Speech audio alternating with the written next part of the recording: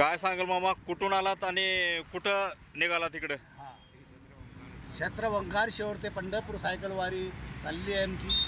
व पहिला मुक्काम भुसावळच्या पुढे पानाचा कुरा असते. दुसरा मुक्काम आदंठा लेणी असते. तिसरा मुक्काम मालखेडा असते सिंदूरच्या पुढे जालना. चौथा मुक्काम अंतरवाला असतो. पाचवा मुक्काम गेवराई असते. सहावा मुक्काम उदंड वळगाव कपिलधार चौडून सणा असते. आणि आजचा मुक्काम आहे हे तुमचं एक गाव कोणतं आहे, सिद्धेश्वर महाराज मंदिर. बर, याचा आनंदाने आमची वारी चालते, सुकून चालते आहे. आज 26 वर्ष झाले. मी दशरथ महाराज, कडू वारी, आनंदा भाऊ, संजीव भाऊ या वारी संघाने आज स्वागत झालेले आहे. आणि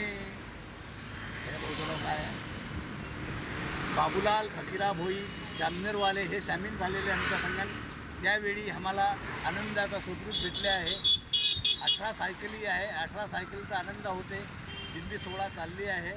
याबद्दल आम्ही तुमचे आभारी आहोत. तुम्ही डायरेक्ट निघताना तिथून डायरेक्ट सायकलवरचाच प्रवास आहे का? सायकलचा प्रवास किती लोक आहेत? 18 आता तुम्ही पंढरपूरपर्यंत सायकलचाच प्रवास करणार आहेत का? सायकलचा प्रवास करणार. बरं, काय नाव आपलं? दशरथ सीताराम भोई. ओंकारेश्वर महाराज मंदिर, रावेर, जिल्हा जळगाव. आम्ही तिथून 23 तारखेला निघालेले आहे. आम्ही एकूण 19 लोक आहे आणि इथून आम्ही रावेरून पंढरपूर जातो आहोत. आमचा प्रवास हा सुखरूप पांडुरंगाने पार पाडावा ही आमची प्रभूचरणी इच्छा आहे. रावेरून कधी निघालो होतो तुम्ही? 23 तारखेला 23/6/2025ला निघालेले आहे. आम्ही तिथं आता उद्या 30 तारखेला तिथं पोहोचू.